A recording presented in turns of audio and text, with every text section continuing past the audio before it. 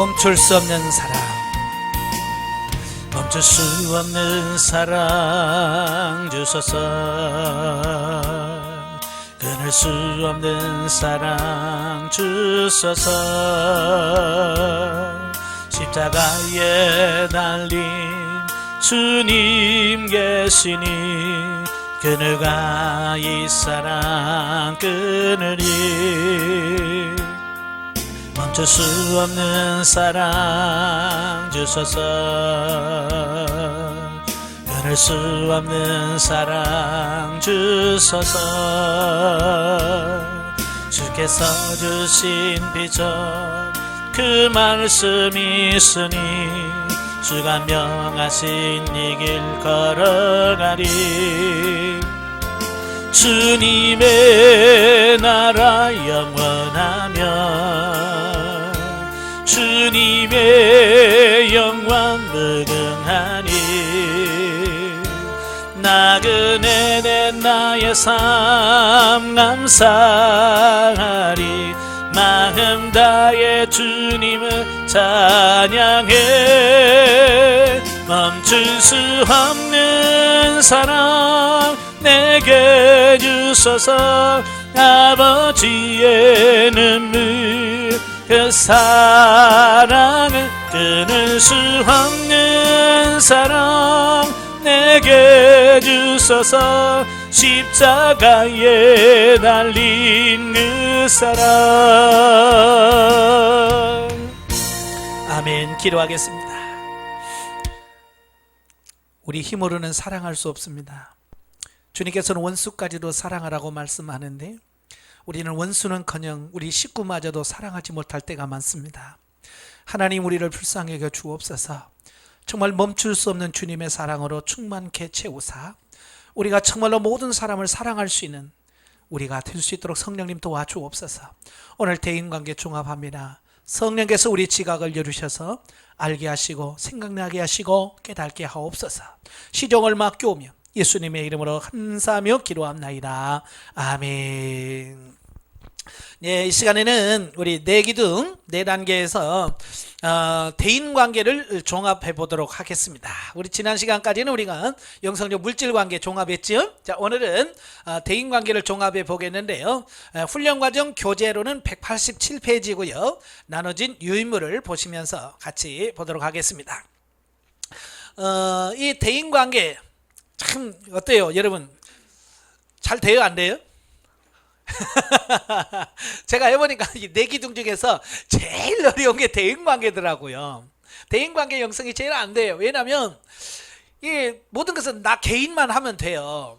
물질도 그냥 내가 돈 없으면 그냥 내가 참고 인내하고 그냥 그러면 되는데 이 대인관계는 나만 돼 갖고는 안 돼.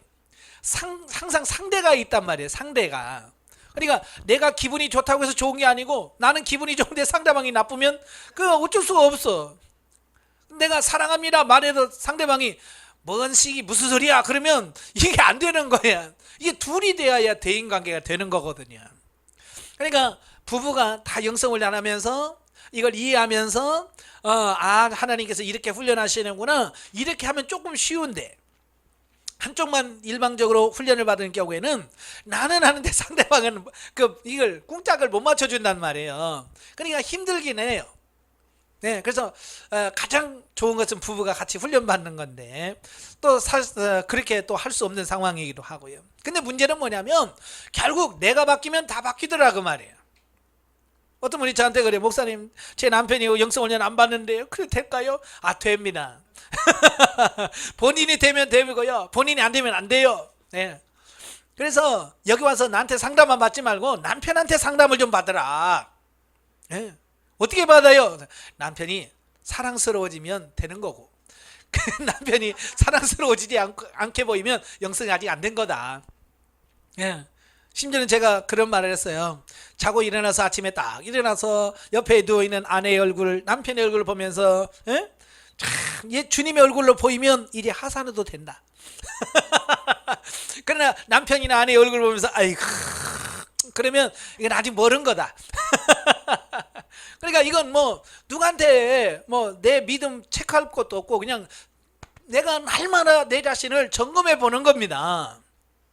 저도 가끔 제 아내가 이쁠 때가 있어요.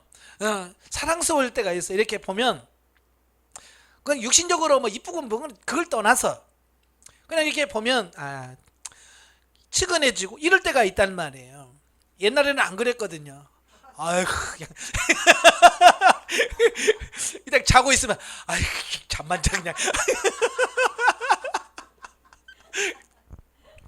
왜냐면 내가 안 변하니까, 내가 안 되니까 잠자는 그 꼴이 보기 싫은 거야. 근데 어느 순간에 이게 어느 단계 딱 들어가니까요, 그게 꼴 보기 싫은 게 아니라 사랑스러워지고 그냥 측은해지고 이제 그런 모습이 보여지더라고요. 그래서 이게 영성이구나. 그래서 정말로 저한테 상담 안 받아도 돼요. 남편 얼굴 보면서 상담을 받으세요. 매일같이. 이건 돈 드는 것도 아니고 자존심 상하는 것도 아니고 그냥 내가 하는 거니까, 그죠? 보면서 정말 천사처럼 얼굴이 남편의 얼굴이 환해지거나 아내의 얼굴이 환해지면 내가 이제 영성이 좀 되어가는구나. 그리고 아직도 마귀처럼 보인다 그러면 나는 멀었구나. 그래서 스스로가 자기 자신을 점검해보는 그런 부분이 되셔야 돼요. 자, 187페이지 보시면 영성적 대인관계 본능 단계가 나오죠. 자, 본능 단계의 정의를 한번 보십시오. 나눠진 유의물에 보시면 사회생활에서 사람을 대할 때 인간의 본능적인 모습, 즉 감각적이고 자기중심적인 모습이 여과 없이 나타나거나 사회의 일반적인 윤리 개념이 묻어나오는 단계를 본능 단계라고 말합니다.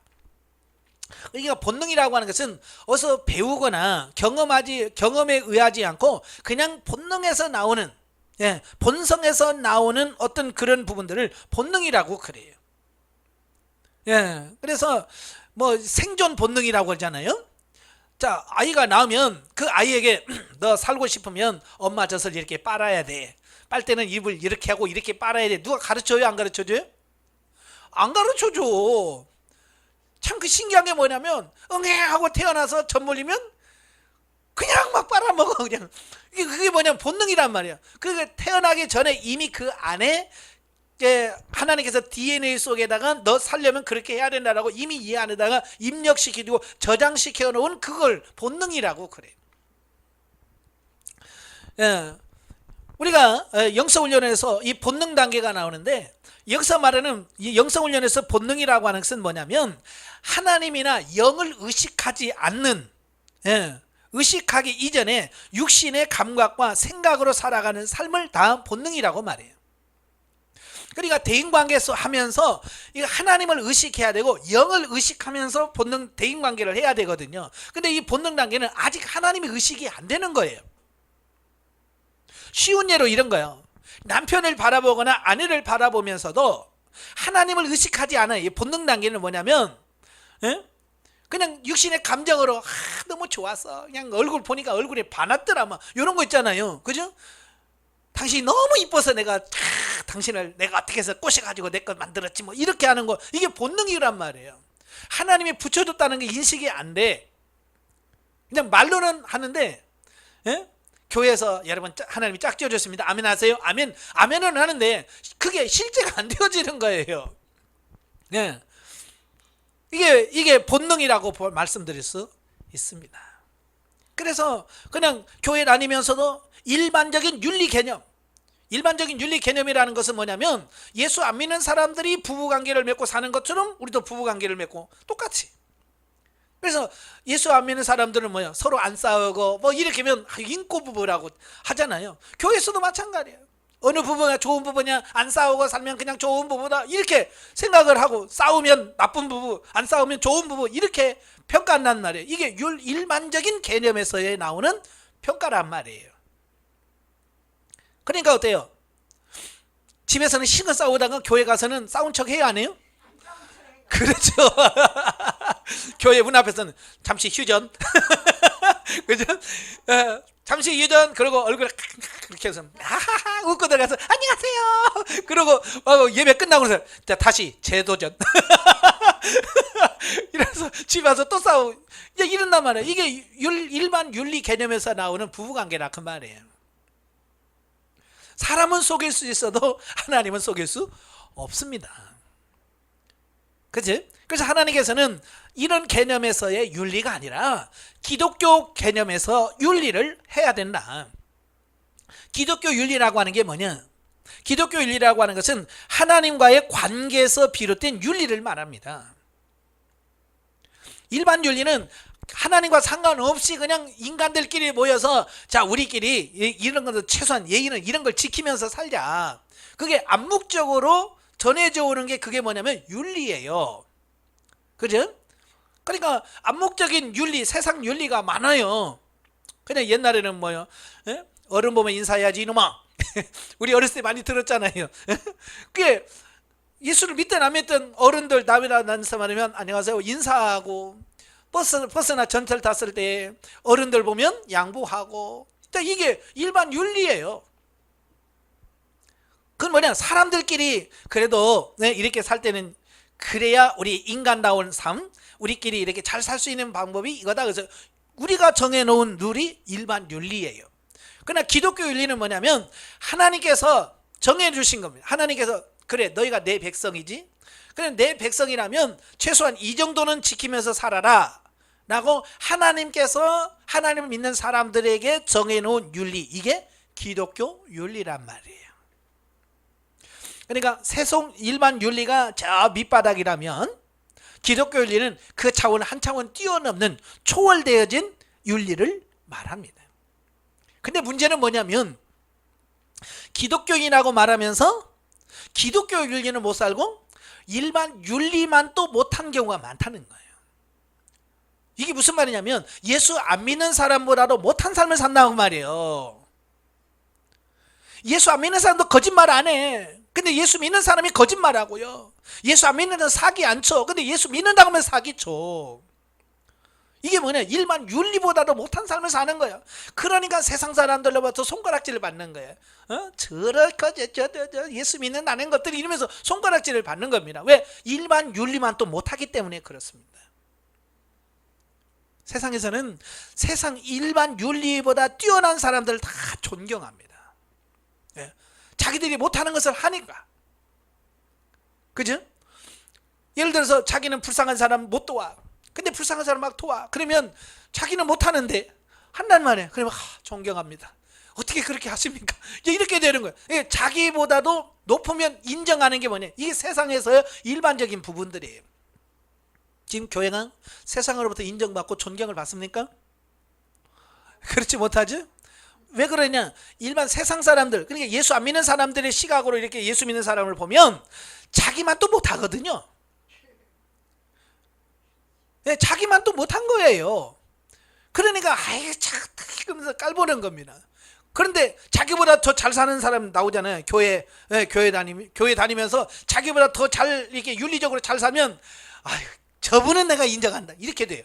예수 안 믿어 나 교회 안 다녀도 저 사람은 내가 인정한다 이렇게 되거든요. 자기보다 윤리가 높으면 다 인정하게 돼 있어요. 교회가 세상에서 나아야죠. 그죠? 세상에 나아야 세상 사람이 인정하는 겁니다. 근데 지금 교회가 다 욕을 얻어먹고 있잖아요. 왜? 세상보다 낫지 못해서 그래요. 기독교 윤리는커녕 일반 윤리도 못한단 말이에요. 그렇잖아요. 그러니까 우리가 빨리 어떻게 해야 돼요? 영성을 통해서 우리 본능이 깨지고 이제 사회 윤리적 개념이 초월한 기독교 윤리의 삶으로 바뀌어지는 그런 역사가 있어야 돼요. 자, 이 단계에 있는 사람의 특징이 보면 내 기분과 감정이 주인 되어서 행하게 된다. 이 본능 단계에 있는 사람들은 뭐냐면 모든 삶의 기준이 뭐냐면 자기가 주인이에요.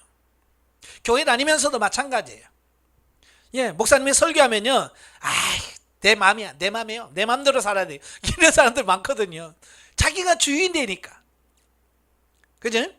예, 우리는 예수님이 나의 삶의 주인이 돼야 되고 하나님이 나의 삶의 주인이 돼야 되고 내 영이 주인이 돼야 되는데 아직도 뭐냐 자기가 주인이에요. 자아가 주인이 되어서 자기가 원하는 대로 살아간다 그 말이에요. 대인관계에 있어서 마찬가지예요. 성경에서 뭐라고 돼 있어요? 예? 죽게 아들해라, 순복해라, 사랑해라라고 말씀하는데 그렇게 살지 못하고 내 감정대로 사는 거예요. 그래서 막 기분 좋으면 남편한테 막 오늘 서비스 그래서 막 맛있는 것도 막 해주고 막 합니다. 왜? 기분 파니까. 네, 기분 좋아. 근데 기분 스틀리면 막 네가 남편이냐 막 이렇게 되고 왜냐면 자기가 주인이다 보니까 그러는 거예요. 성경에서 그렇게 나와 있어요. 기분 좋으면 잘 섬겼다가 기분 나쁘면 막 하대하라고 나와요. 그래 아니거든요. 이건 기분과 감정과 상관없어요. 하나님께서 정해놓은 룰이 있는 겁니다. 정해놓은 법이 있어요. 이미 하나님께서 기독교 인류를 정해놓은 겁니다. 아내들아 남편에게 순복하라. 남편들아 아내를 사랑해라. 분명히 기독교 윤리에서 아내가 남편에게 해야 될 부분과 남편이 아내가 남편에게 해야 될 부분을 이미 기독교 윤리로 딱 정해놓으셨어요. 근데 우리는 보통 뭐라고 그래?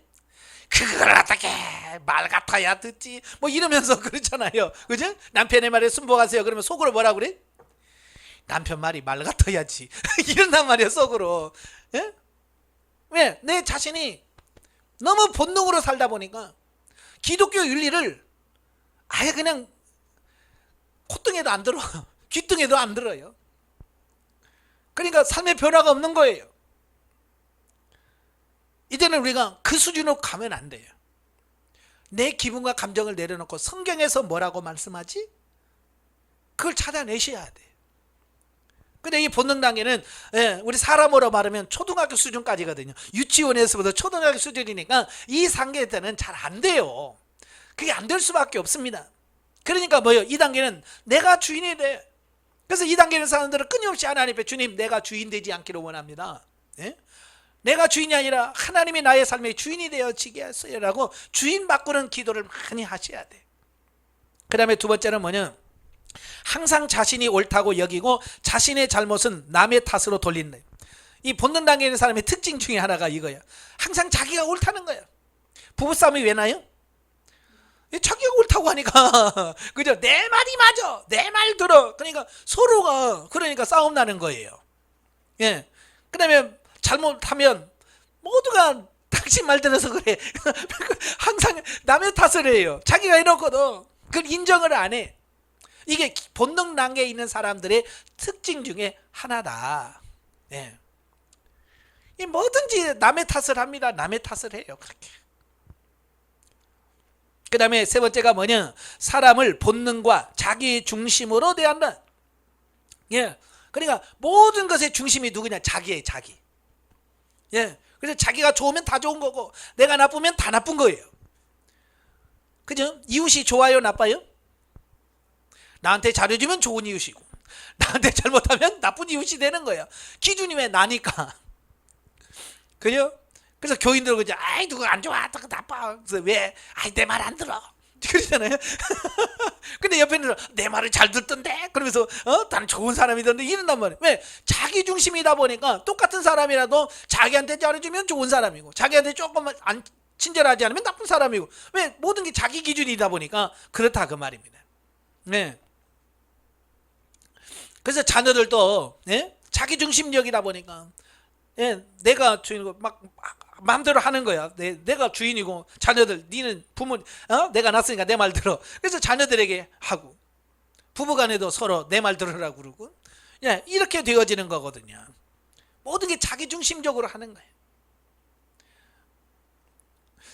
그 다음에 네 번째가 뭐냐, 일반 사회 윤리의 가치관으로 판단한다 그랬어요.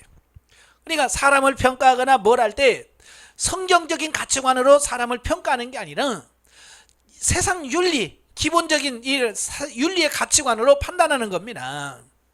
예?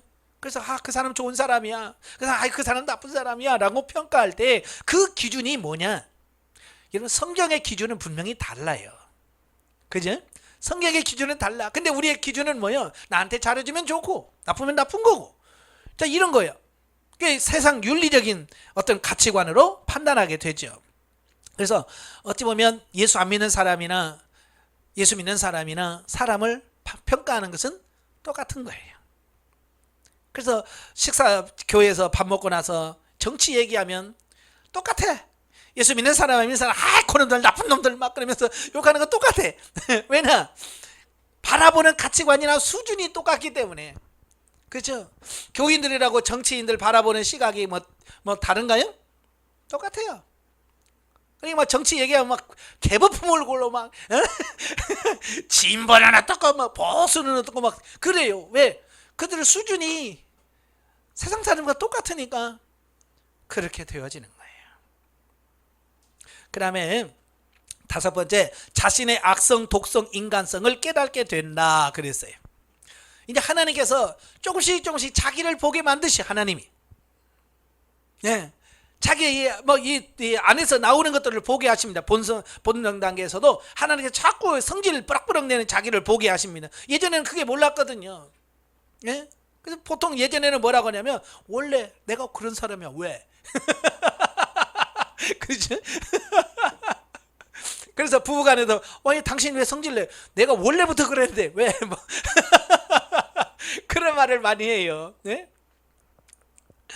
근데 이제 성령께서 이제 그걸 가르쳐 주는 겁니다. 네가 원래부터 그런 게 아니고 네 안에 이런 악한 본성이 있어서 그래 라고 하나님께서 그런 걸 자꾸 보여주시는 거야. 양심에 걸려 찔려 그래놓고 어때요?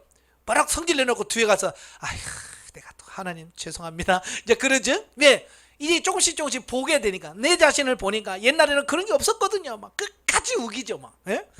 예? 왜? 자존심 때문에. 내가 잘못했다면 안 해, 죽어도. 근데 이제는 하나님께서 자기의 악성 독성을 조금씩 보니까 이제 지나가는 미안하네 그러면서 이제 한 마씩 이제 미안하다고 인정을 하게 되고 이제 그렇게 되어지는 거예요. 왜? 자기를 조금씩 보여지니까. 예. 자, 그래서 이 단계에 있는 사람, 본능 단계에 있는 사람들 훈련이 뭐냐? 첫째, 자신이 본능적 가치관의 지배를 받고 있다는 것을 인정하고 기도해야 돼요. 예. 인정 안 하면 변화가 안 됩니다. 인정하면 그때부터 바뀌어집니다. 내 성질머리가 더럽다는 것을 인정하면 하나님 고쳐주세요 라고 나와. 근데 내가 뭘? 그런 사람은요, 죽어도 이거 뭐 변화될 이런 게 없습니다. 그죠? 그러니까 뭘 알아야 자기가 얼마나 못 사는지 얼마나 잘못된지 알으면 고치는데 인정이 안 되면 안 되는 거야. 그래서 우리도 내가 아직도 본능적인 가치관의 지배를 받고 있구나. 아버지 죄송합니다 용서해 주세요라고 하나님의 내 자신을 만났을 때 그때 성령님이 역사할 수 있습니다. 그렇지 않으면, 자기를 인정하지 않으면 성령께서 역사할 수가 없어요. 예. 하나님은, 성령님은 인격적인 하나님이시거든요. 그러니까 우리가 그냥 안 돼요 그런데 하나님이 강제로 막 마음을 열어서 열어 그리고 들어가고 안 웃으려고 내가 열어 그래서 막 웃어 그래서 입을 막 벌려서 하나님께서 막 강제로 웃게 하고 그런 분 아니잖아요.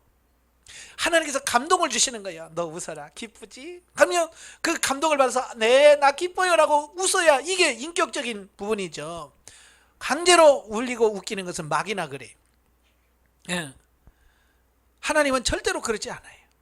그러니까 내가 인정하면서 나를 고쳐주세요 라고 내가 하나님께 맡겨야 그때부터 하나님께서 역사할 수 있고 성령께서 역사할 수 있는 거예요. 그래서 인정하는 게 제일 먼저 중요합니다.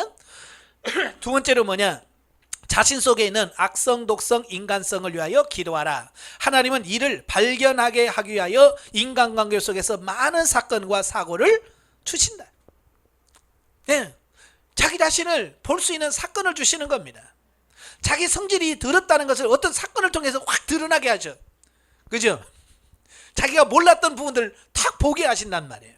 그게 뭐냐? 하나님께서 그 사건을 통해서 깨닫게 하시는 거야. 그래서 고난에 감사해야 되는 이유가 바로 그런 거예요. 예, 고난에 감사하셔야 돼요. 그리고 파트너에 감사해야 돼요. 왜? 파트너가 없으면 내가 그걸 어떻게 알겠어요? 그렇잖아요. 예, 우리 마음이, 제가 이제 훈련 받을 때 제 마음을 하나님께서 뭘로 비유시키냐면 구정물통에다가 비유를 잘. 지금 시골에도 뭐 구정물통 있나요? 없죠. 예전에는 소나 돼지 키우고 그럴 때는요 꼭 구정물통이 있었어요. 그래서 설거지 할 때도 옛날에는 세제 안 썼잖아요. 그죠? 그래서 밥풀떼기 띄고 막 해가지고 다 그 물 따로 받아가지고 그걸 소주 끓이거나 돼지 밥 줄 때 그 구정물을 주잖아요. 그래서 그러면 밥을 막 이렇게 해가지고 딱 받아 놓으면, 예, 좀 시간이 지나면 맑아요. 그죠? 맑아. 그래서 깨끗한 물인가 보면 밑에 보면 저 밑에 밥풀떼기부터 가시부터 콩나물 대가리부터 쫙 있잖아요. 그죠? 근데 이걸 소나 돼지 줄 때 그냥 위에만 살짝 떠서 줘요? 그냥 휙 한번 쳤잖아요. 훅 쳤으면 쌀뜨물 그 밑에 하얀 거 가라앉았던 것부터 싹 올라오잖아요. 그러면 그냥 예? 바로 그냥 구정물이 돼버리는 거예요.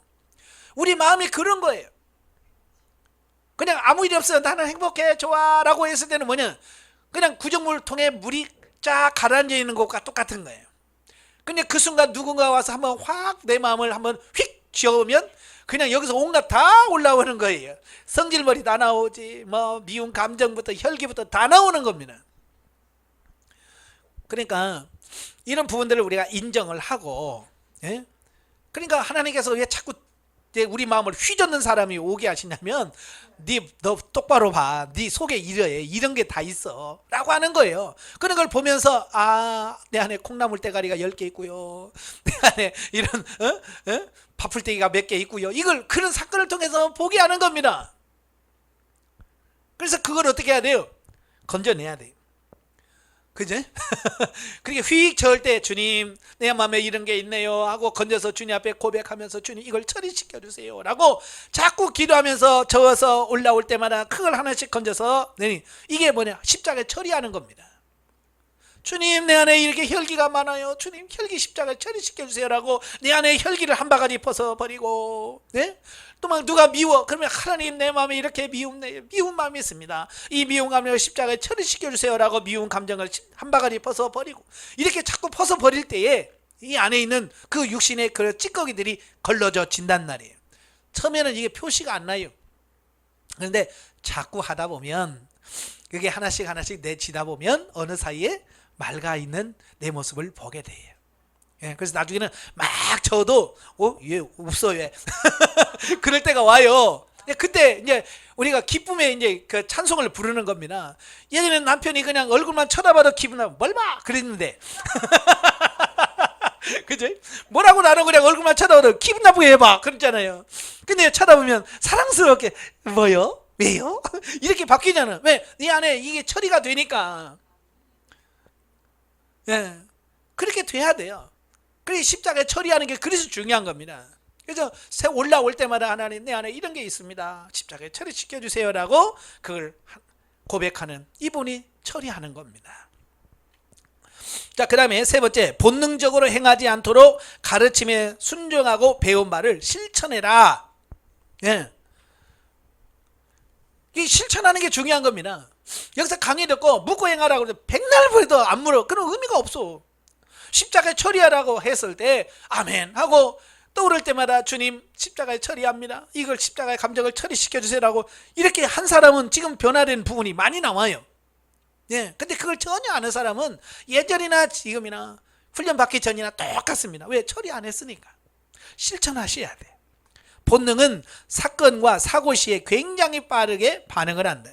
예, 이 본능이라는 것은요 얼마나 빨리 나오는지 몰라요. 예, 여러분 성질 낼 때 성질 내야 돼, 성질 내야 된다, 성질 내자, 그래서 성질 낸 사람 있어요? 그런 사람은 상당히 성장한 사람이요. 그냥 나도 성질 난지도 모르는데 성질 내고 있어요 내가. 이 본능이라는 것은 그렇게 빨라요. 기분 나쁘면 벌써 인상 쓰고 있고요, 이게요 다 하고 있어요. 얼마나 빠른지 몰라요. 본능은 너무 빨라요. 우리가 따라잡을 수가 없어요. 예. 그러니까 우리는 항상 뒷북을 칠 수밖에 없어요. 성질 나기 전에 하나님 성질 안 나게 해주세요 이래야 되는데, 우리는 성질 브랑 내고 아이고 뒤야 또 성질 부렸네요, 주님 용서해 주세요, 십자가에 처리해주세요. 우리는 항상 뒷북치게 돼 있어요. 왜? 본능이 너무 빠르니까. 근데 이제 이게 점점 시간이 지나게 되면 이제 그 본능이 사라지게 돼요. 윤리 진리 단계에 들어가게 되면 그때는 뭐요? 본능이 지배를 안 해요. 그래서 이래 혈기가 올라오는 걸 감지가 돼요. 그러면 주여 또 이게 올라오네요, 하나님 예 처리시켜 주세요. 그러면 내 뱉기 전에 이 안에서 처리가 돼버려요. 생명 단계에 들어가면 아예 그런 게 없어져요. 욕을 들으면서도 그냥 웃음이 나오고 미워지질 않아. 그게 생명이에요. 근데 이런 과정들이 훈련이 되어야 그 단계 가는 거지. 그냥 그냥 가다 보면 되겠지. 아니에요. 훈련 안 하면, 처리 안 하면 생명 단계나, 아니 생명 단계 할아버지를 가도 안 돼. 심지어 죽어도 안 돼. 아시겠죠? 그래서 빨리빨리 순종하시길 바래요. 네 번째로, 육신의 타성에 젖어 살지 마라. 이게 뭐냐면, 이런 것이 신앙생활이니 그러잖아요. 왜? 교회에서 다들 그러니까 뭐, 다들 뭐 그렇게 사는데 뭐 나라고 뭐 별거 있어? 뭐 이런 거잖아요. 그죠? 아이고, 목사들도 싸우더라 뭐. 아이고, 장로들 싸우고 뭐 이혼하더라 뭐. 이러면서 다 이걸 합리화 시켜버리고 자기가 뭘 이렇게 이런 걸 하려고 하는 사람들이 있어요. 이건 아닙니다. 그 사람은 그렇게 하더라도 나는 그렇게 하면 안 되는 거예요. 세상 사람이 다 성질내도 나는 성질내면 안 되고, 세상 사람이 다 이혼해도 나는 하면 안 되는 거예요. 여러분도 하면 안 되는 거고. 아시겠죠? 타성에 젖으면 안 돼. 원래 우리 한국교회가 다 타성에 다 젖었어. 옆 교회도 그러더라, 큰 교회도 그러더라, 유명한 목사님도 그러더라. 뭐 다 그러면서 그냥 자기가 하는 것을 합리화시켜버리고 정당화시켜버리는 거예요. 그게 변화가 없는 거예요. 자, 조언. 하나님은 시대마다 영적인 지도자를 세워 이끄신다. 그러므로 영적으로 성장한 이들과 많은 교제를 통하여 배우는 것이 좋다. 그러니까 이런 부분들을 보면서, 성장한 사람들의 삶을 보면서 어떻게 행하는지를 봐야 돼. 저렇게 하는구나. 그래서 보고 배우는 것이 가장 좋아요. 그래서 우리가 교제를 할 때 영적인 사람과 많이 교제하는 것이 중요합니다. 아시겠죠? 자, 두 번째 단계는 윤리 단계입니다. 191페이지를 가시면 두 번째 단계 윤리 단계가 나오게 되어지는데요. 자, 여기서 정의를 한번 보십시다. 자, 세상의 윤리가 아닌 기독교 윤리 개념으로 말하는 단계로서 자기중심적이던 사람이 이웃과 하나님과 이웃에 대한 사랑의 윤리 관계로 발전되는 단계다 그랬어요. 자, 본능 단계는 뭐라고 그러냐면 하나님을 의식하지 못하는 걸 본능이라고 그랬어요. 그럼 윤리 단계는 뭐냐? 이제 하나님을 조금 의식하는 걸 말해요. 사람과의 관계에서. 쉽게 말하면 이런 거예요. 본능 단계에서는 그냥 내가 낳았으니까 내 자식이지 뭐. 그러니까 내 자식 사랑해야지 뭐. 이게 본능이에요. 그런데 윤리 단계는 뭐냐? 하나님이 나에게 이 아들을 주셨구나. 이제 그 자식이 그냥 내가 낳은 자식이 아니라 하나님께서 내게 주신 아들로. 남편도 마찬가지고 아내도 마찬가지고 그냥 오다가다 눈 맞아서 이렇게 사는 존재가 아니라 하나님께서 창세전에 나에게 짝을 지어준 사람으로 인식이 되는 거예요. 그러니까 아내를 바라보는 시각과 남편을 바라보는 시각이 다르겠죠. 그죠? 그러니까 대인관계 속에서 이제 하나님이 그 속에 이제 중간에 낀단 말이에요. 그래서 하나님의 시각으로 아내를 보고, 하나님의 시각으로 남편을 보고, 하나님의 시각으로 자녀를 보고, 하나님의 시각으로 부모를 바라보고, 이제 대인관계 속에 하나님의 시각이라고 하는 중간에 이게 끼어져요. 그러니까 훨씬 편하지요. 그러니까 본능은 다이렉트야, 다이렉트. 그렇지만 이제 윤리 단계는 그 속에 하나님이라고 하는 하나의 하나님이라고 하는 이 중간에 매개체가 끼어요. 그래서 이제 조금씩 삶이 바뀌어지는 것을 보게 돼요. 그래서 기독교 윤리란 뭐냐? 하나님과의 분명한 관계가 설정되어 있는 연장선상에서 윤리다. 그러니까 윤리라는 것은 하나님과 나와의 올바른 관계, 분명한 관계. 하나님은 나의 아버지시고 나는 그분의 아들이다. 바로 이런 하나님과 나와의 영적인 관계가 바로 설정된 관계 속 선상에서 나오는 윤리가 기독교 윤리예요. 아시겠죠? 자, 특징을 보면 생활 속에서 하나님을 인정하며 하나님과의 주종 관계를 인식하게 된다. 그러니까 이 윤리 단계 정도 들어오면 하나님이 나의 주인이시고 나는 그분의 종이다 라고 하는 하나님과 주인과 종의 관계가 형성이 돼요. 이게 형성이 되어야 하나님께서 말씀하면 내가 순종해야 된다고 하는 의식이 생기는 겁니다. 본능당에서는 이 주종관계가 형성이 안 돼. 내가 주인이니까 하나님 뭐라고 말씀해도 내가 싫어요. 내가 왜요? 내가 그래요. 왜? 이 주종이라고 하는 이게 안 되니까. 근데 이 단계가 형성이 되면 이제 하나님께서 말씀하시면 아멘하고 순종할 수 있게 돼야지. 그러니까 예를 들어서 이런 거요.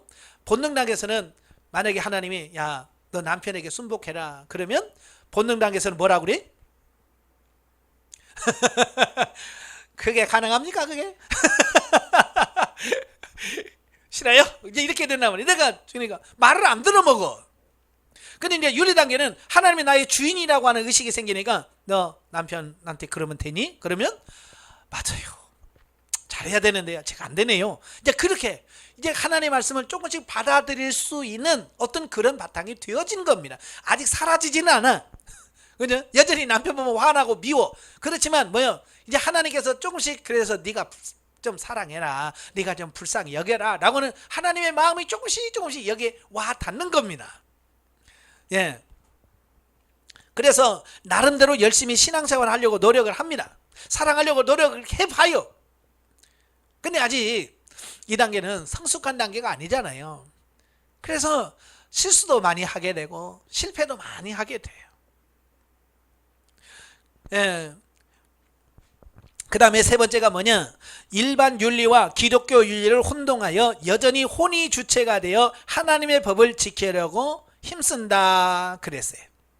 그러니까 좀 성장은 했지만 아직 본능적인 요소가 너무 많아요. 그래서 일반 윤리와 기독교 윤리를 아직 이 차이를 명확하게 인식을 못하는 겁니다. 뭐가 다른지, 뭐가 윤리고 세상 윤리고 뭐가 기독교 윤리인지 이게 감이 조금 덜 잡혀요. 예. 마치 이런 거예요. 이 윤리 단계는 우리 사람으로 보면 중학교, 고등학교 수준이거든요. 예, 중학교 애들 보세요. 세상 윤리 잘 따라해요, 아니에요? 알죠. 다 알아요. 예. 신호등 그냥 건너면 안 된다. 알죠. 그냥 침 탁 붙으면서 그냥 차가 오든지 말든지 막 가요. 이게 청소년들의 특징이거든요. 그지?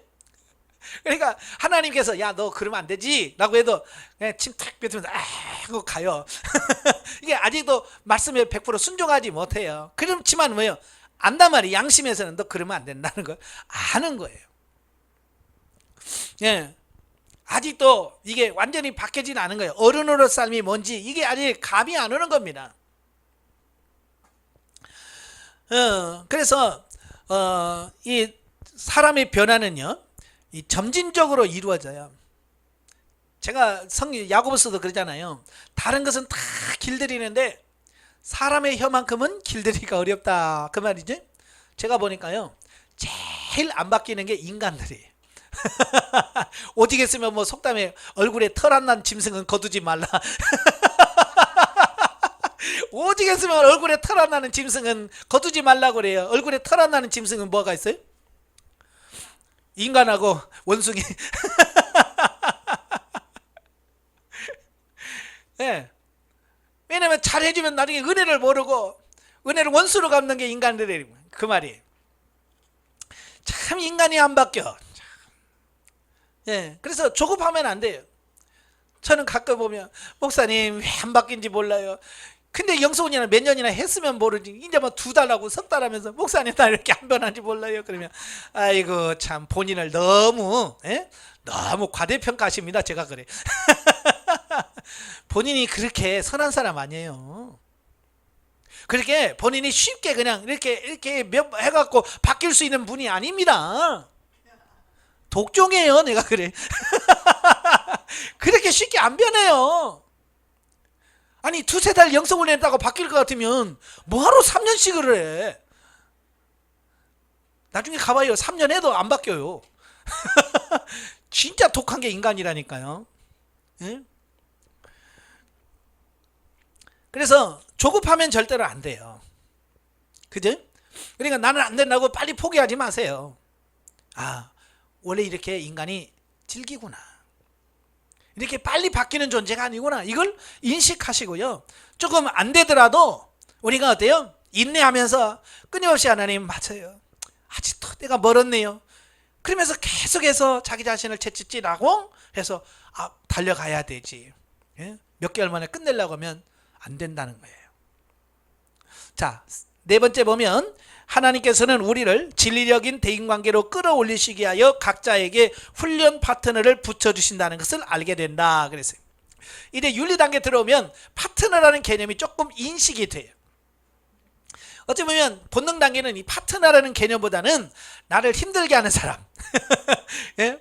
예, 파트너는 좋은 개념이거든요. 나를 좋게 세우려고 붙여준 사람은 파트너라고 하죠. 근데 본능 단계 이런 개념이 없어요. 그냥 예? 남한테 조금 싫은 소리 하거나 나한테 좀 눈에 거슬리면 전부 다 왼수지. 예. 근데 이제 윤리 단계만 해도 하나님께서 이거 처리하시려고 이분 붙여주셨구나. 자, 이렇게 해서 파트너의 개념이 조금씩 이해가 되어지는 어떤 이런 부분들을 보게 되어집니다. 야, 그래서 원수가 집안 식군이라 그러잖아요. 그래서 파트너 중에서 가장 훌륭한 파트너가 누구냐? 집안 식구들입니다. 그 중에서 같은 이불 덮고 자는 그 양반. 이게 어찌 보면 제일 만만한 파트너라고 볼 수 있어요. 네. 그래서 저도 그래요. 저는 다른 사람한테 성질 잘 안 내거든요. 제가 성질 내는 거 보신 적 있어요? 여러분? 근데 제가 맨날 성질 내는 걸 보는 사람은 딱 한 사람이 있어요. 참 저도 보면 참 특이해. 나 성질 내는 데는 아주 특화된 분이야. 내 속을 완전 뒤집는 데는 완전 특화된 분이야.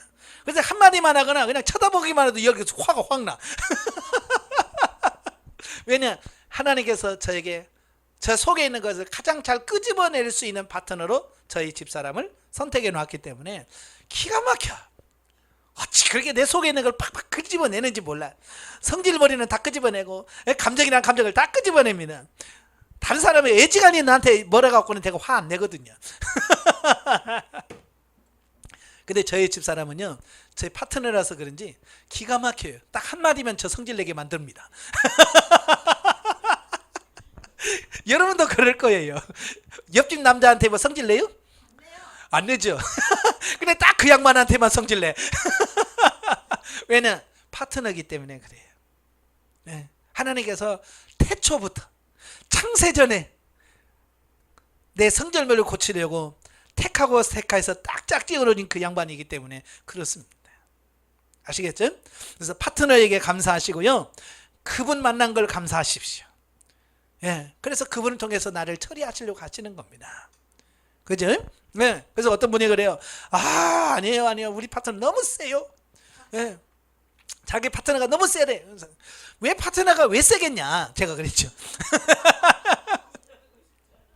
그렇죠? 왜 파트너가 왜 세요? 예, 내가 세면, 그렇죠, 당연히 세죠.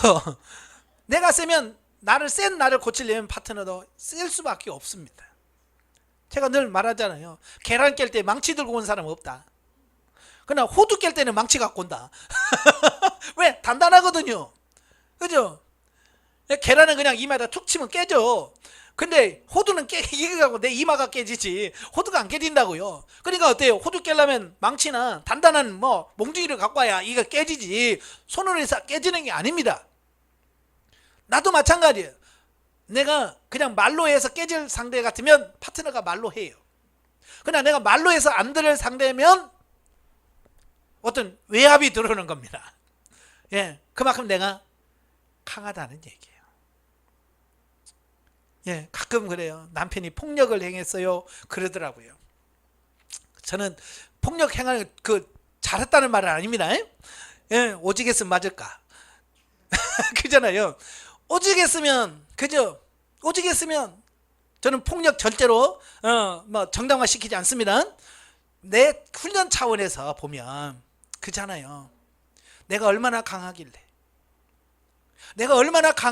하나님께서 그렇게라도 나를 깨트리기 원하시는가. 내 입장에서 봐야 돼요. 예? 아시겠죠? 그래서 그걸 바라보면서 상대방만 나쁘다고 하지 말고 그렇게 상대방의 그렇게 나쁜 행동을 하게 만든 내 자신을 볼 수 있어야 돼요. 아까 그랬죠. 대인관계는 항상 상대적이라고요. 내가 잘해주면 상대방도 잘해주게 돼 있어요. 내가 잘못하면 상대방도 잘못하게 돼 있어요. 왜? 상대적이니까. 그래서 항상 상대편만 나쁘다고 하면 안 되는 거예요. 그냥 일방적으로 혼자 말만 들으면 안 되는 거예요. 항상 쌍방간의 이야기를 들어봐야, 예? 왜 때렸는지를 봐야 아이고 맞을 짓 하네, 맞을 짓 했네, 이렇게 되어지는 거예요. 근데 이 사람 말만 들으면 어떻게 그렇게 했어, 나쁜 사람이네 라고 할 수 있단 말이에요. 항상 우리는 쌍방간의 이야기를 들어볼 수 있어야 돼요. 예. 그리고 우리는 나를 먼저 볼 수 있는 이런 시각이 열려지셔야 돼요. 그러니까 파트너가 강하다라고 하지 말고, 파트너가 강하면 그만큼 내가 그만큼 세구나, 내가 그렇게 강하구나 라고 내 자신을 살피는 여러분 되시길 바래요. 아시겠죠? 자, 그 다음에 5번에 보면 자신에 대한 환상이 깨진다 그랬어요. 자신의 자아 속에 숨겨져 있던 본성을 발견하게 되기 때문이다 그랬어요. 저도 훈련 받으면서 제가 좀 괜찮은 사람인 줄 알았거든요. 그래서 보통 야 나만큼만 해봐 그랬거든요. 근데 막 하나님께서 속에 있는 걸 막 끄집어내니까요, 와 진짜 어디 가서 나만큼만 해봐 이 말 못하겠더라고요. 제가 오직 했으면 하나님 앞에 무릎 꿇고 하나님 앞에 주님 이 나쁜 놈입니다 주님, 나는 나쁜 놈이에요 하나님, 이 나쁜 놈이에요 하고 제가 막 뺨을 때리면서 하나님 회개했다니까요. 내가 얼마나 악한지 하나님께서 그 사건을 통해서 나를 보게 하는데요. 예. 그 전까지만 해도 야 나만큼만 해봐, 나만큼만 이렇게 해봐 라고 했는데 정말 나를 보게 하니까 나만큼만 보라는 말이 안 나와. 할 수가 없어요. 그래서 철저하게 하나님 앞에 내 뺨을 치면서 주님 내가 나쁜 놈이에요 하나님, 나 같은 놈 없습니다 하고 나를 쳤어요. 예. 자, 2단계에 있는 사람의 훈련은 뭐냐? 모든 환경과 사건을 주신 하나님께 감사해야 된다. 어떤 사건을 만나도 감사하셔야 돼. 왜? 나를 변화시키려는 하나님의 의도가 있기 때문에 그 의도 속에서 그 환경과 그 사건을 주셨단 말이에요. 그러니까 하나님 왜 그랬어요가 아니라 주님 그래요, 이 사건을 통해서 나를 변화시켜 주세요 하고 내가 정말 하나님 엎드려서 나를 보고 회개하는 그런 삶이 되셔야 돼요. 두 번째로 하나님의 뜻을 구체적으로 묻고 말씀하시는 대로 사랑하려고 힘쓰고 애써야 된다 그랬어요. 자, 문제를 주셨다면 문제를 주신 의도가 있을 거 아니에요. 부모가 돈을 줬다면 돈을 준 목적이 있을 거 아니에요. 왜 주셨을까? 그냥 아무 이유 없이 돈 줬을까요? 안 주잖아요. 예, 돈을 줄 때 이유가, 그래서 왜 줘요? 이거 왜 줘요? 라고 물어보잖아요. 그러면 너 용돈 쓰라고. 아 예. 그래서 물어보면 대답이 오잖아요. 그러니까 어떤 문제가 와서 하나님 이거 왜 주셨어요? 그러면 너 성질머리 고치려고 그런다. 아 예. 그래서 빨리빨리 자기가 하나님께 묻고 알아듣고 고쳐야 가잖아요. 네. 근데 하나님께 묻고 행하는 게 없으니까 내가 뭘 잘못했는지 이걸 모르니까 나만 힘들어, 괜히 영성훈련 받아가지고 이러면서 영성훈련 받은 것 가지고 자꾸 원망하고 불평하고 그런단 말이에요. 왜? 의도를 모르니까. 그래서 하나님께 자꾸 물으시라는 얘기가 바로 그거예요. 물어야 돼요. 뭐예요? 이건 뭐예요? 저건 뭡니까? 자식하고 파트너 붙을 때가 있습니다. 그럴 때 뭐예요? 어떻게 저런 걸 넣어가지고 내가 속색이 죽겠네 아유 하지 말고 하나님 왜 그럴까요? 하고 그걸 하나님께 기도하면서 찾아가야 돼. 원인을 찾아가야 돼. 그러면서 결국 이것 때문에 그랬군요 하고 그걸 처리해 가셔야 돼. 그 다음에 세 번째가 자신의 모습을 솔직하게 인정하고 회개하는 이런 부분이 되셔야 됩니다. 예, 나는 원래 그런 사람이야 그러지 마시고요. 원래 그랬으니까 바뀌어야 돼요. 아시겠죠? 예. 그 다음에 세 번째가 진리 단계입니다. 199페이지입니다. 훈련관역 199페이지를 보시면 진리 단계가 나오게 되어지는데요. 자, 진리 단계 정의 보십시다. 정의, 영혼이 주체가 되어 대인관계를 맺게 되는 시점으로 상대방을 통해 하나님이 말씀하고 있다는 것을 인식하는 단계다 그랬어요. 이제 윤리 단계 때만 해도 혼이 주체가 돼서 대인관계를 맺어요. 근데 이제 진리 단계로 가면 이제 영이 주체가 돼서 대인관계를 맺게 되는 시점이 이제 진리 단계부터 영이 주인이 되어서 이제 대인관계를 맺게 되는 시작점입니다. 자, 여기서 상대방을 통해서 하나님의 말씀하고 있다는 것을 인식한다. 진리 단계 들어가면 이제 사람이 미워지는 그 순간 그 단계를 뛰어넘어서 이제는 뭐냐면 그 사람이 그 사람 입을 통해서 하나님의 말씀이 내게 하고 있구나. 이게 상대방을 통해서 하나님의 말씀으로 들려진단 말이에요. 아시겠죠? 그러니까 본능 단계나 윤리 단계에 있는 사람은 남편이 하는 말은 다 무슨 소리야? 잔소리. 아내가 하는 말은 잔소리. 이 본능 단계와 윤리 단계까지만 해도 누가 말하면 잔소리로 들려. 부모가 해도 잔소리 또 그런단 말이에요.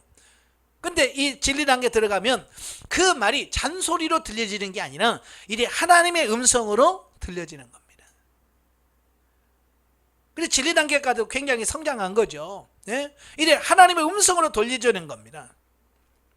그래서 진리 단계 내가 왔나 내가 진리 단계적인 삶을 사나 못 사나는 것은 결국 남편이 하는 말이 하나님의 음성으로 들린다면 나는 진리 단계 들어간 거예요.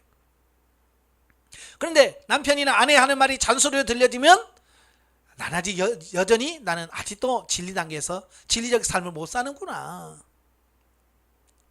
이걸 깨달으셔야 돼. 아시겠죠? 그래서 하나님의 음성으로 들려줘야 돼. 그리고 그 말씀을 통해서 내 자신을 바꿔갈 수 있는, 내 자신을 왜 그렇게 그 말을 할 수밖에 없는지를 깨달으셔야 돼. 그러니까 잔소리 한다고 하지 마시고 내가 그렇게 안 변하고 있구나. 사실 잔소리라고 하는 것은요, 바뀌어지면 안 나오는 소리예요. 안 바뀌니까 나오는 소리예요. 자, 예를 들어서 이런 거야. 우리 남편은 맨날 집이 더럽다고 지저분하다고 잔소리야. 그죠? 그렇게 말하는 사람이 있어요, 없어요? 많지요. 근데 남편의 입장에서는 왜 잔소리 하겠어요? 안 바뀌니까. 그렇잖아요. 안 바뀌니까 잔소리 하는 거죠. 바뀌어봐요. 예를 들어서 한번 집안인데 매일같이 지저분하다고 잔소리 했는데 한번 깨끗이 청소해 보세요. 와서 또 잔소리 하던가요? 칭찬하죠. 오, 웬일이야 이게. 별일이 다 있네. 그러면서 잔소리가 아니라 칭찬이 나온단 말이에요. 근데 내가 바뀌면 그래요. 그러니까 내가 상대방의 잔소리가 계속 끊이지 않고 계속 온다는 이야기는 내가 변화되지 않았다는 얘기예요. 한번 여러분 남편이나 아내가 하는 잔소리를 한번 적어봐요. 할 때마다 또 잔소리 한다 하지 말고 적어봐요. 그게 내 모습이에요. 그래서 그걸 하나님의 주님, 내가 아직도 변화된다고 했는데 아직도 이러네요. 네? 내가 하나님의 음성을 못 알아들으니까 하나님께서 남편을 통해서 아내를 통해서 이렇게 말씀하시네요 라고 그걸 하나님의 음성으로 받아들이십시오. 그리고 하나님 주님 변화시켜 주세요. 기도해 보세요. 그러면 여러분이 그 삶이 바뀌어지면 돈 주고 잔소리 하라고도 안 해. 그렇잖아요. 내가 바뀌면 잔소리 안 해요. 내가 바뀌지 않으면 잔소리가 계속 나오게 돼 있어요. 그러니까 하나님께서 파트너를 통해서 계속 나를 점검시켜주는, 진짜인가 가짜인가 계속해서 파트너가 월급 안 줘도 열심히 그 일 해줍니다. 여러분 남편에게 잔소리 하라고 해요, 안 해요? 월급 줘요, 안 줘요? 안 줘요. 그래도 그냥 지칠 줄 모르고 해줘. 얼마나 감사해. 그래서 제가 그래요, 가끔 그 남편에게 보약 좀 해주라. 더 힘내서 잔소리 좀 해달라고. 그래야 내가 바뀌지. 항상 잔소리가 잔소리로 들리지 않기를 바랍니다. 그다음에 특징을 보시면 인식은 하지만 말씀대로 살지 못할 때가 많다 그랬어요. 이 진리 단계 들으면 이 파트너의 개념 인식이 해요, 이제. 그죠? 파트너라는 거 다 인식이 되죠? 그리고 하나님의 말씀이라는 거 인식이 돼요. 그런데 그걸 내 삶 속에서 적용하고 그렇게 살기까지는 또 힘들어. 이게 안 돼. 머리는 아는데 얘가 동의를 안 해. 그죠? 그래서 여전히 부글부글 끓고 여전히 아직도 그 말을 따르지 못하는 이런 경우를 많이 보거든요. 그래서 진리 단계가 제일 힘들어요. 제가 해보니까 진리 단계 때가 훈련받을 때 제일 힘들었던 것 같아요. 왜? 안 하던 걸 하려고 하니까. 안 하던 짓을 해야 되잖아요. 그 잔소리를 하려고, 안 하게 하려면 내가 어떻게 해야 돼요? 그걸 어떻게든지 해야 그 잔소리가 안 나오잖아요. 그러니까 몸을 움직여야 되잖아요. 그걸 하려면. 그러니까 그게 힘든 거예요. 그래서 그 과정을 잘 통과하셔야 돼요. 힘든 과정을 통과하셔야 돼요. 네. 그 다음에 두 번째는 뭐냐? 사람을 대하는 가치관의 변화가 나타난다 그랬어요.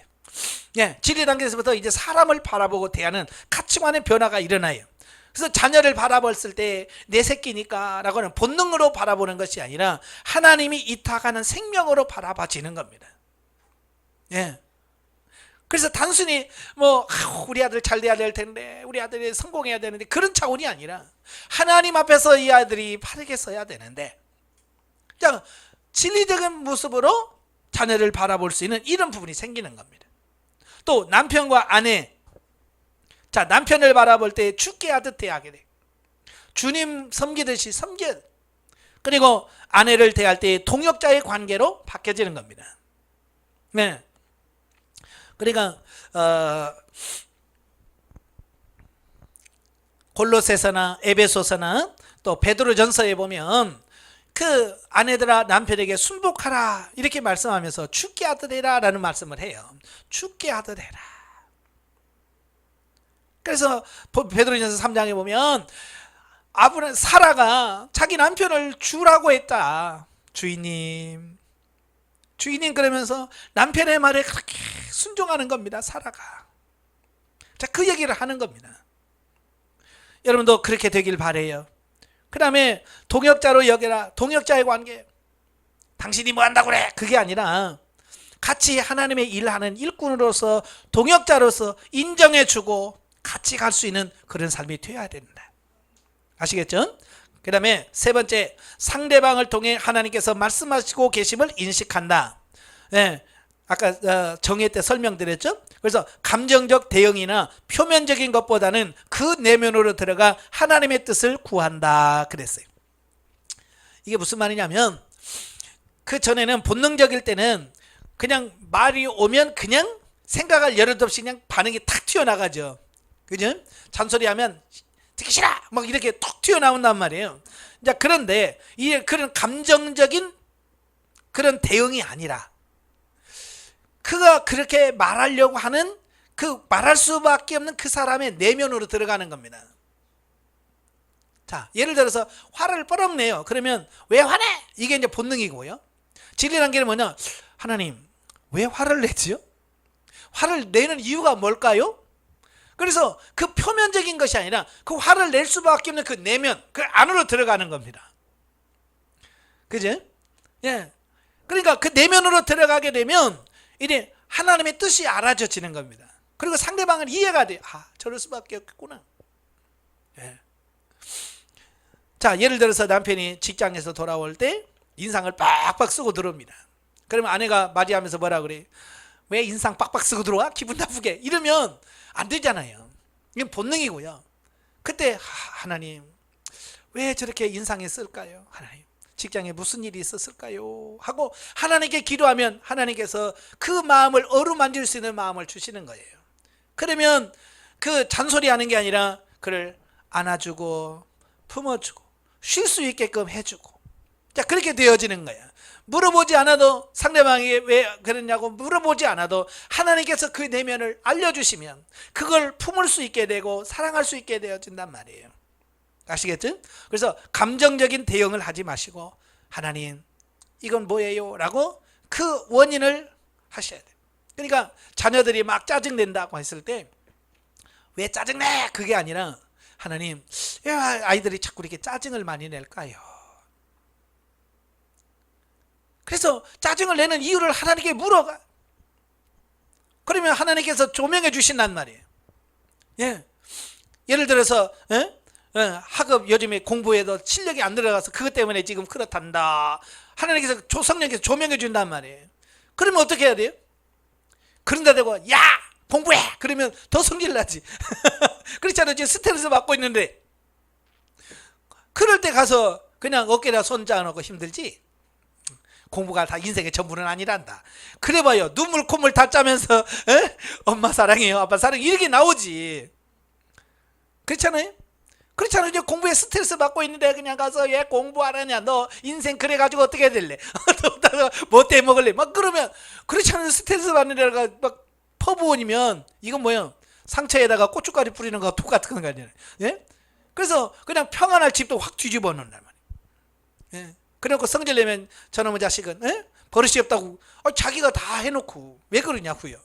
그러니까 내면으로 자꾸 들어가는 걸, 그러니까 하나님께 묻는 훈련이 잘 되어야 이게 되어지는 거예요. 근데 사람한테 묻지 말고 하나님 왜 그래요? 라고 그 내면 원인을 찾아가는 것이 중요하다.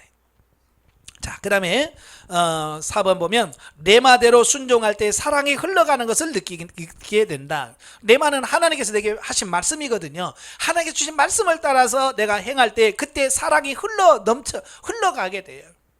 그러니까 사랑할 수 없어. 막 미워 죽겠어. 근데 하나님께서 뭐라고 그래? 사랑해라.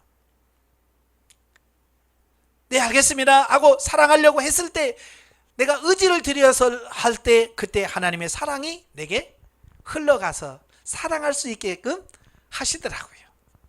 참, 이게 하나님의 은혜예요. 내가 하려고 해야 하나님이 역사하시는 거예요. 예? 그래서 내가 하려고 하지 않으면 안 되는 겁니다. 예, 저도 강의 시간에 간증했잖아요. 정말 미운 사람이 있었는데 하나님께서 계속 사랑하라고 말씀하셔서 참 이 양심에 정말 찔려요. 그래서 하나님과 주님 사랑할 수 있게 해주세요. 사랑할 수 있게 해주세요 하는데 사랑이 안 돼. 2달 가까이 기도합니다. 사랑할 수 있게 해달라고. 한 영혼을 해서 정말 사랑할 수 있게 기도를. 그래서 사랑하려고 기도하니까 2달 정도 되니까 이 안에서 촛불 마냥 사랑이 조금 이렇게 사랑이 피어올라요. 근데 눈 뜨면 꺼져. 그래서 또 2달. 그냥 눈 떠도 이게 사랑의 불씨가 꺼지지 않더라고요. 근데 문제는 뭐냐? 그 사람 얼굴만 보면 이게 사라져. 그러니까 또 하나님 그 얼굴 봐도 이 사랑이 끊어지지 않기를 원합니다. 또 한 달 반. 그러니까 그렇게 기도하니까 나중에 그 얼굴 봐도 그 사랑이 흔들리 꺼지지 않아요.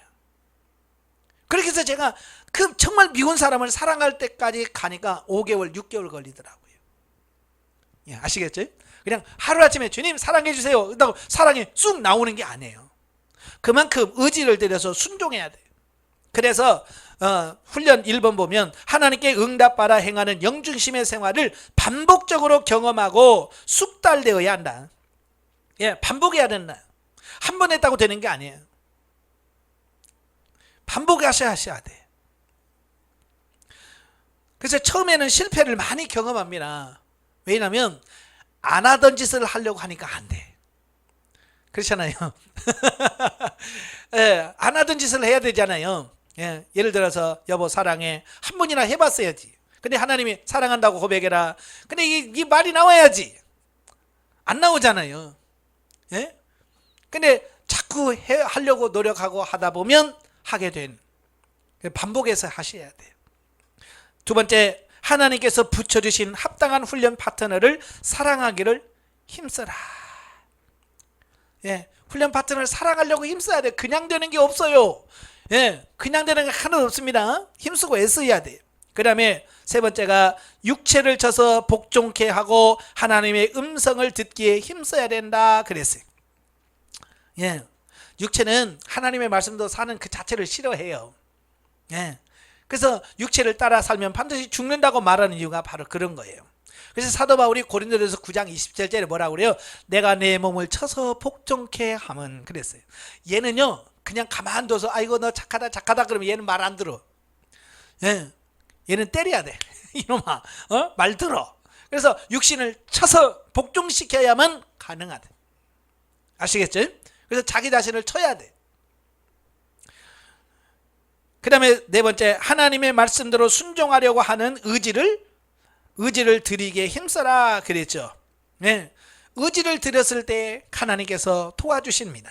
그냥 가만히 있는데 주님께서 너 고쳐줄까? 그거 안 하셔요. 내가 의지를 들여서 하나님 내가 이렇게 삽니다. 하나님 나를 고쳐주세요 라고 하나님께 하셔야 돼. 그래야 하나님께서 우리를 고쳐줄 수도 있는 이런 부분이 생기는 겁니다. 그래서 성경적 인물로 다윗을 예를 들었잖아요. 참 다윗은 얼마나 힘든 삶을 살았어요. 그죠? 10여 년 동안 사울 왕에게 쫓기면서 엄청난 훈련을 받습니다. 물론 다윗도 너무 힘들어서 3번이나 도망가 버리잖아요. 블레셋으로 2번 도망가고 한 번은 모압으로 도망가고 또 그때마다 하나님께서 돌아가라고 해서 돌아오고. 그래서 그 과정을 다 통과하고 나서 다윗이 성군이 되어지는 거예요. 그러니까 훈련 없는 성장은 없고요. 이런 힘쓰고 애쓰는 과정 없이 되어지는 건 아무것도 없다는 거 꼭 기억하시길 바라겠습니다. 자, 그 다음에 마지막 4단계가 생명 단계죠. 교재 206페이지를 보시면 생명 단계가 나옵니다. 자, 정의를 보시면 영 중심의 풍성한 대인관계의 삶이 흘러넘치는 단계로서 그리스도인의 영성적 신분에 맞게 사는 삶으로서의 대인관계를 맺게 되며 성경이 말하고 있는 그리스도의 사랑을 실천하는 삶을 살게 되는 단계다 그랬어요. 그러니까 생명 단계에 들어와야 이제 비로소 성경에서 말하는 영성적 대인관계를 생명적 사랑을 실천할 수 있는 단계가 왔다 그 말입니다. 예. 그래서 빨리 성장을 하셔야 돼요. 어린아이에게 아무리 그렇게 살아야 된다, 이렇게 해야 된다, 저렇게 해야 된다고 얘기해도 살 수 있는 능력이 없어요. 그러나 어른한테 가서 이런 건 이렇게 해야 된다라고 말하면 어른은 바꿀 수 있어요. 왜? 성장했으니까. 영적인 부분도 똑같습니다. 예, 이제 성장하면 살게 돼요. 자, 특징이 뭐냐? 상대를 육으로 보지 않고 영혼으로 바라보게 된다 그랬어요. 그러니까 파트너, 훈련 파트너를 그 전에는 육신적인 어떤 이런 관계로 보는 겁니다. 그러니까 부부간에도 남편과 아내라는 이 단계로만 보는 겁니다. 예. 그러니까 늘 서운한 거죠. 왜 그런 식으로 하냐? 왜 남보다 못해주냐? 왜냐하면 본능으로만 대하기 때문에 그래요. 그런데 육으로 보지 않고 영으로 바라보게 되면 그게 이해가 되어지는 거예요. 제가 전에도 이야기를 한 것 같은데요. 어느 여집사님이 저한테 와서 상담하면서 그래, 목사님 제가요 밤에 꿈을 꾸는데요, 자기가 어린 아이를 이렇게 손잡고 가더래. 5살 수준밖에 5살 되는 어린 아이를 이렇게 손잡고 가는데, 가다 보니까 그 아이의 얼굴을 가만히 보니까 자기 남편이더래. 자기가 그 손을 막 잡고 가는데 이렇게 자기 손잡고 가는 그 아이를 보니까 5살 된 아이인데 남편의 얼굴이더래. 그러면서 그분이 그런 말씀을 해요. 예? 저는 남편이 그 보면서 뭘 깨달았냐면 남편의 영적인 수준이 5살 수준이라고 하는 것을 보여주셨다는 거예요. 그 전에는 그분이 남편에 대해서 맨날 무능하고, 왜 그렇게 살고, 왜 그렇게 하고, 왜 기도도 안 하고, 왜 말씀도 안 보고, 왜 교회도 안 나가려고 그러고, 맨날 그런 것만 생각했어요. 예, 남편이라면 가장으로서 잘해야 되지, 뭐 그러면서 남편에 대해서 그렇게 불만을 갖고 있었는데, 그 환상을 보면서 자기 남편이지만, 비록 세상적으로는 자기 남편이에요. 그렇지만 영적으로 보면 5살로 보이는 거예요. 그러니까 그분이 깨닫는 게 뭐냐면, 아하, 내 남편이 이런 상태구나. 내가 이런 5살짜리에게 이런 많은 기대를 너무 많이 했었구나. 그래서 그 다음부터는 무시하는 게 아니라 정말로 존중하면서 남편을 귀하게 여기면서 이렇게 했다는 그런 말을 해요. 자, 이거예요. 사람은 육신의 나이가 전부는 아니에요. 육신의 나이가 전부는 아니고요. 사실은 영의 수준이 어떠냐에 따라서 삶이 달라지거든요. 그죠? 그래서 사람을 볼 때에 그 사람 겉으로 나타나는 표면적인 것을 보면 우리는 사랑할 수가 없어요. 그러니까 그렇잖아요. 나이가 몇인데, 예를 들어서 뭐 대학교 나온 사람이 이렇게 우리는 그렇게 말한단 말이에요. 근데 그 영이 어리면 아무리 대학을 나오고요, 나이가 몇 살에서 못 살아요. 그러니까 그걸 우리가 이해할 수 있어야 돼요. 그래서 주님, 그의 영혼을 보여주옵소서, 영적인 상태를 보여주세요라고 기도하면 그분의 영적인 상태가 보여지면 이제 그 사람이 이해가 돼버리는 거예요. 아, 저럴 수밖에 없겠구나, 저렇게 말할 수밖에 없겠구나, 저렇게 행동할 수밖에 없겠구나, 이게 알아진다는 거예요. 그래서 상대방을 영으로 보려고 하셔야 돼요. 그래서 항상 여러분 기도하시면서 하나님, 이 사람의 영적인 상태를 나에게 보여주세요 라고 기도하셔야 됩니다. 그 다음에 두 번째가 뭐냐, 형제를 대할 때 주님을 대하듯 하게 된다 그랬어요. 이제 사고와 가치관이 변하면 태도가 달라진단 말이에요. 예, 그래서 그 사람을 마치 주님이다 라고 생각하시고 하시라 그 말이에요.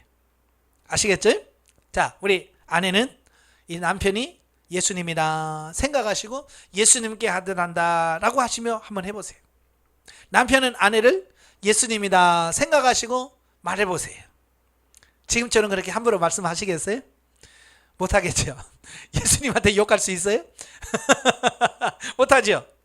예, 이래 그냥 내 아내라고만 생각하지 말고 예수님이다, 내 남편이다 생각하지 말고 이제 예수님이다 라고 생각해 보세요. 그럼 예수님한테 밥 챙겨줄 때 지금 그렇게 챙겨주겠어요?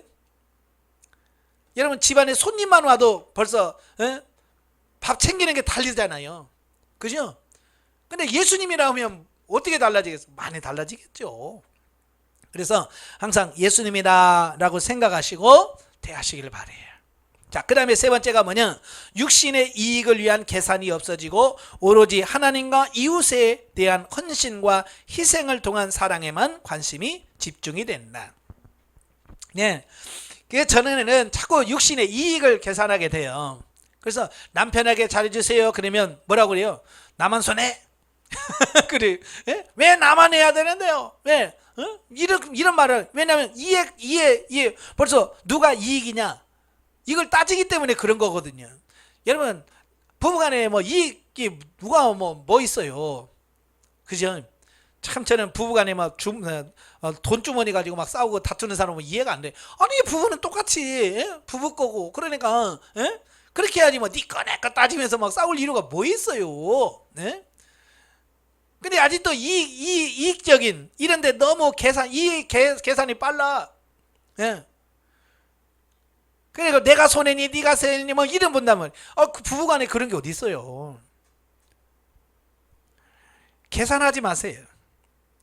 오직 내가 손해 본다라고 생각하시고 내가 희생을 하셔야 돼요. 이게 서로가 하셔야 돼요. 서로. 근데 우리 가끔 보면 일방적으로 한 사람만 막 희생을 해요. 그죠? 그래서 어떤 막 부인이 전적으로 희생해서 남편을 떠받들어. 근데 남편은 왕자처럼 이렇게 살면 이건 안 돼요. 이건 여자가 지쳐. 그렇죠? 반대로 또 이 남자가 막 여자를 막 섬기면 지친단 말이에요. 서로 잘해라. 성경에서 뭐라고 그래? 너희가 서로 사랑해라고 그랬지. 일방적으로 남편만 사랑하라고 그랬어요? 일방적으로 아내만 사랑하라고 그랬어요? 아니요. 서로 사랑해라. 서로 잘해. 서로. 아시겠죠? 예. 그래서 서로가 잘하셔야 됩니다. 그 다음에 네 번째가 사랑의 폭과 넓이가 확대된다 그랬어요. 예, 사람도 성장을 해서 어른이 되면 생각하는 폭이 나만 생각하는 게 아니라 이제 이웃까지 생각하게 되잖아요. 이건 사랑도 마찬가지예요. 예전에는 오직 나 사랑하고 내 가정 사랑하고 내 교회만 사랑하고 뭐 이러던 사람이 이제는 좀 더 나에게서 가정 다른 사람에게 이게 사랑이 전달되어지고 그 다음에 이웃에게 이렇게 전달이 되어지는 겁니다.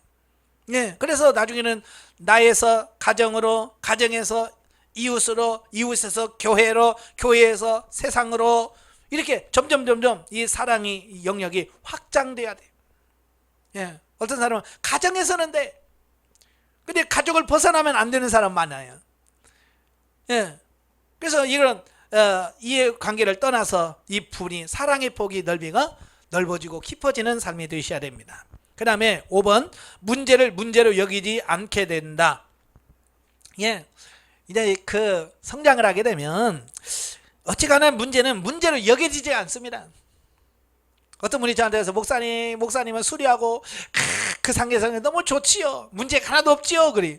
아니요, 나 문제 많아요. 근데 왜 웃고 사세요?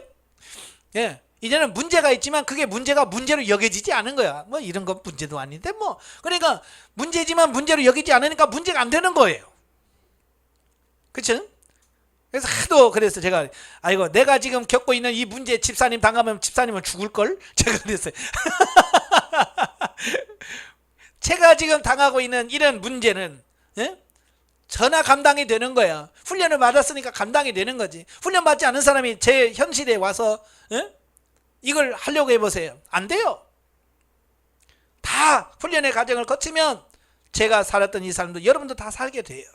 이건 거쳐가야 되는 것들이에요. 이게 문제로 여겨지지 않으니까 전혀 문제 없는 것처럼 사는 거예요. 또 문제가 와도 넉넉히 이길 뿐만 아니라 이제 문제를 기다리게 되고, 예, 고난을 사모하게 돼. 이제 너무 편안하면 너무 편안한데 좀 일 좀 있어야 되는데, 그래야 내가 훈련돼서 변화되는데, 그래서 하나님 좀 적당히 고난 좀 주세요 라고 하나님께 고난을 달라고 기도할 수 있는 수준까지 가는 거예요. 자, 여섯 번째, 초보 단계에서 괴롭히던 원수들이 굴복하고 떠나간다 그랬어요. 그러니까 이 생명당에 들어오게 되면 나를 그렇게 힘들게 했던 사람들이 두 가지예요. 하나는 떠나든지 하나는 변화되든지. 참 그렇습니다. 예. 그래서 내가 훈련을 잘 받으면 그렇게 나를 힘들게 했던 사람이 아예 변화되지 않을 것 같으면 하나님께서 어떻게 했냐면 보내버려요. 다른 데로 보내버려요. 예. 그러니까 부부간에도 너무 안 변하면 데려가 버려요, 하나님이. 그러니까 빨리 오래 같이 살려면 빨리 변화돼야 돼. 그렇죠. 예.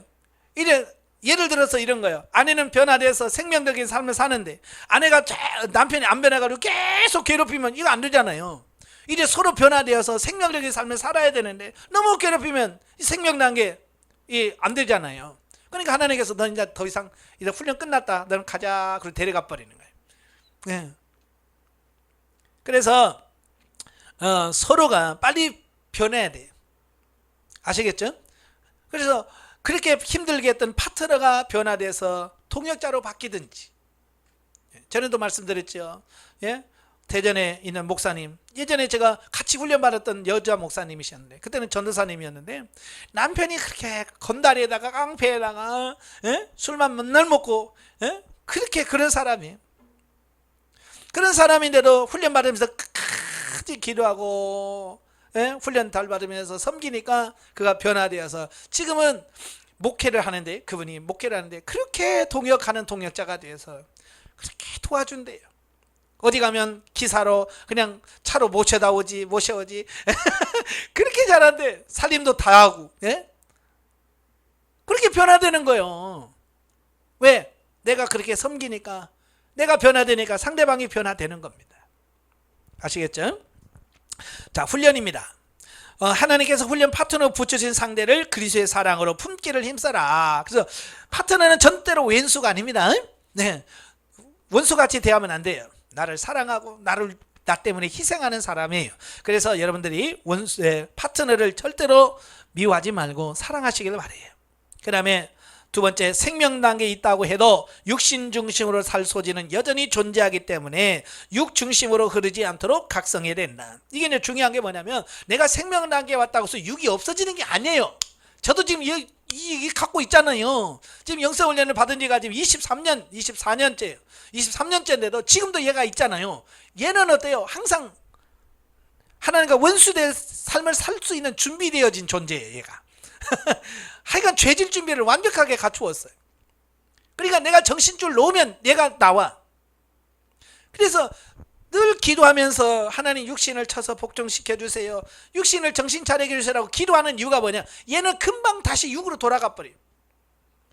여러분, 제가 기도 며칠 안 하고 영성훈련 안 하고 며칠만 지나봐요. 저 바로 육신의 본능으로 돌아갑니다. 그래서 육신은 다시 살아요, 옛날처럼. 여러분은 마찬가지예요. 돌아가는 거 금방이에요. 제가 고무줄 비유 들었잖아요. 고무줄 늘리기는 힘들어도 돌아가는 건 쉬워요. 끼익해서 늘려놨다가 놓으면 팍 가잖아요. 육으로 돌아가는 순간이에요. 예. 여러분이 뭐 영성훈련 몇 개월 했다고요? 2년 했다고요? 안 돌아가는 건 딱 한 순간이에요.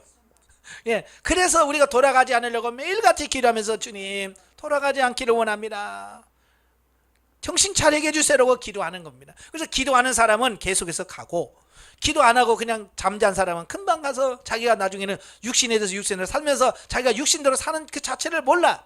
속아 사는 거야. 그래서 내가 영성훈련 받았으니까 잘 살고 있겠지라고 자기가 속아서 가는. 속지 마십시오. 아시겠죠? 그 다음에 세 번째, 하나님의 강도 높은 훈련을 두려워하지 말라. 성장하면 성장하는 것만큼 센 훈련이 와요. 아시겠죠? 그러니까 본능 단계는 본능 단계에 맞는 훈련, 윤리 단계 윤리 단계에 맞는 훈련. 예? 진리 단계 많은 훈련이고 생명 단계 많은 훈련이 오는 거예요. 어디가 제일 세겠어요? 생명 단군이 제일 세죠. 그러나 걱정할 것 없는 것은 뭐냐, 하나님께서 이미 훈련을 통해서 넉넉히 이길 수 있는 능력과 이 모든 걸 다 주셨기 때문에 훈련이 그렇게 세도 센 것 같이 여겨지지 않고 그냥 넉넉히 이겨갈 수 있는 이런 부분이 되어지는 거예요. 여러분, 훈련을 두려워하지 마십시오. 더 세지면 어떡하나 걱정하지 마세요. 하나님이 감당할 수 있게끔 하십니다. 그래서 이 영성훈련은 제가 늘 그러죠. 졸업이 없다고 그러죠. 예, 이 육신을 가지고 있는 한 영성훈련 끝은 없어요. 내가 마지막 숨 거두는 그 순간까지 우리는 끊임없이 내 자신을 쳐서 복종시키며 예수님 닮아가려고 노력하다가 주님이 부르실 때 아멘 하고 하나님께 가는 날이 그때 끝나는 거예요. 아시겠죠? 그래서 여러분들이 졸업식 한 날 제가 가서 졸업식을 해드리겠습니다. 전국에서 만나보자 그러면서 제가 졸업가를 불러드리겠습니다. 아시겠죠? 그 전에는 졸업이 안 돼요. 10년에도 졸업 안 시켜줄 겁니다. 저는 20 몇 년에는 아직 나 졸업 안 했어요. 나는 지금도 계속 영성훈련 계속 하고 있습니다. 제가 막 시키는 것만이 아니라 저도 내 자신을 훈련하고 있습니다. 그래서 영성훈련은 졸업이 없다. 죽을 때까지 해야 된다. 꼭 기억하시고 승리하시길 바랍니다. 자, 이렇게 대인관계에 대해서 종합해 봤습니다. 이 대인관계에서 승리하시기를 바랍니다. 네, 기도하겠습니다. 은혜로우신 아버지 감사합니다. 네 기둥 네 단계 우리 종합해 보면서 마지막 대인관계를 종합해 보았습니다. 정말 우리는 혼자 살 수 없기에 우리는 많은 사람들이 모여서 살 수밖에 없습니다. 모여서 살다 보면 당연히 문제가 생길 수밖에 없고 갈등이 생길 수밖에 없습니다. 그 문제와 갈등 속에서 과연 하나님이 원하시는 삶이 뭔지 우리가 정확하게 깨달아서 하나님이 원하는 수준으로 살아드리는 우리가 될 수 있도록 도와주시옵소서. 정말 예수님처럼 변화되어서 예수님처럼 원수를 사랑하며 십자가에서 자기 손에 못을 박는 자를 위해서 저들의 죄를 용서해달라고 몰라서 그렇습니다라고 기도할 수 있는 수준까지 우리가 성장해 갈 수 있도록 도와주시옵소서. 예수님의 이름으로 감사하며 기도합나이다. 아멘. 하나님께 오늘입니다.